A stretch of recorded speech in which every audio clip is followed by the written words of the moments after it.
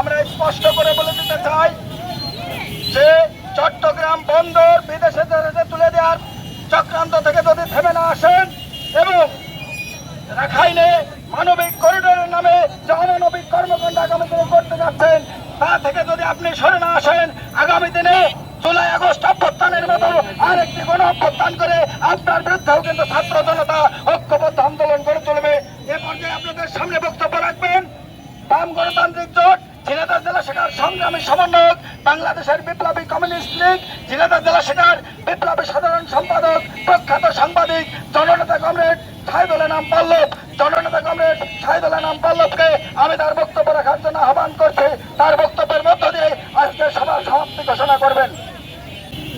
সংগ্রামী জনতা, আপনারা ইতিমধ্যে আমার পূর্ববর্তী বক্তাদের কাছ থেকে অবগত হয়েছেন আজকের এই সমাবেশ এবং বিক্ষোভ মিছিলের কর্মসূচির কি কারণ।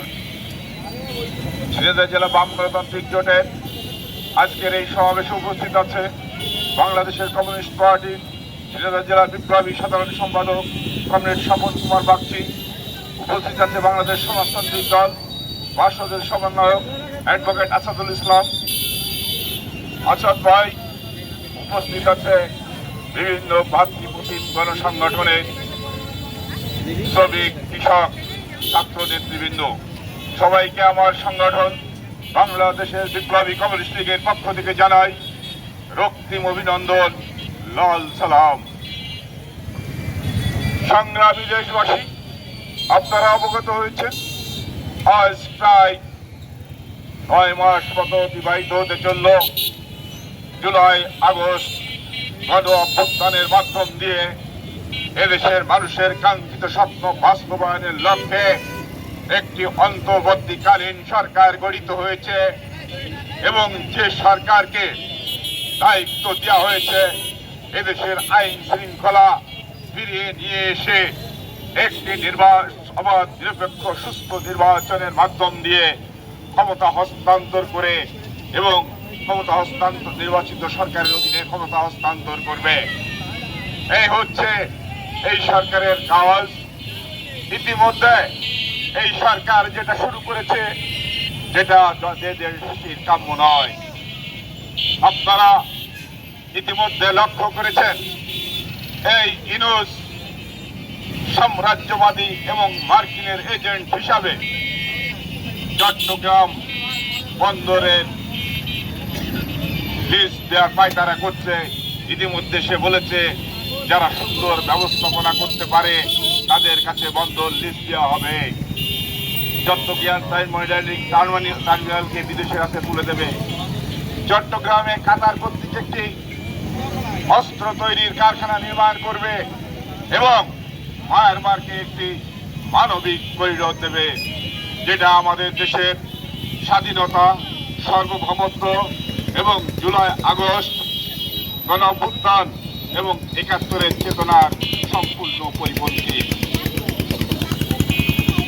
এদেশের মানুষ এই বিদেশিদের হাতে আমাদের দেশের সম্পদ তুলে দেওয়ার চক্রান্তকে রক্ত দিয়ে এবং জীবন দিয়ে হলেও প্রতিহত করবে। আমরা এই সমাবেশ থেকে স্পষ্ট ইউনূসকে হুঁশিয়ার করিতে চাই, এটা ভুলে যাবেন না। বাংলাদেশের ২৪-এর গণ অভ্যুত্থান কিন্তু শেষ গণ অভ্যুত্থান নয়। এদেশের মানুষ যখনই দেশবিরোধী চক্রান্ত দেখেছে শাসক শ্রেণী, তখনই কিন্তু এদেশের মানুষ রুখে দাঁড়িয়েছে। এদেশের মানুষ জীবন দিতে জানে। এদেশের মানুষ জীবনের বিনিময়ে হলেও দেশকে কিন্তু রক্ষা করবে। আপনারা কিন্তু এই করিডোর দিয়ে, এই বন্দর দিয়ে পলানোর কিন্তু পথ পাবেন না। ইতিপূর্বে যেমন স্বৈরাচার শেখ হাসিনা পলানোর পথ পায়নি এবং সে আজ কোথায় পলিয়েছে বাংলাদেশের মানুষ স্পষ্ট নয়। তদ্রূপ ডক্টর ইউনূস আপনাকে হুঁশিয়ার করে দিচ্ছি, আপনি আমাদের বাংলাদেশের মানুষের অনুভূতি নিয়ে খেলা করবেন না। আপনি শৃঙ্খলা ফিরিয়ে নিয়ে আসুন। আজকে এমন অবস্থা তৈরি হয়েছে কোন একটি লোক বলতে পারে না আমার জীবনের নিরাপত্তা আছে। এই অবস্থা আপনি সে অবস্থা থেকে দেশকে ফিরে নিয়ে আসতে পারেননি। দেশের সমগ্র জায়গায় অরাজকতা সৃষ্টি হয়েছে, সে জায়গা থেকে আপনি ফিরে নিয়ে আসতে পারেননি। আইন শৃঙ্খলা বাহিনীকে আপনি এখন পর্যন্ত কাজে লাগাতে পারেননি এবং এদেশের ফ্যাসিস্ট শেখ হাসিনার যে আমলারা ছিল তাদের দিয়েই এখন কিন্তু দেশ পরিচালনা হচ্ছে।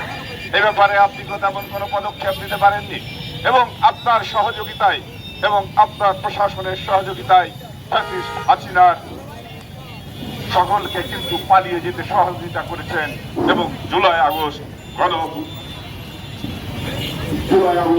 অভ্যুত্থানের সাথে আপনি বেইমানি করেছেন।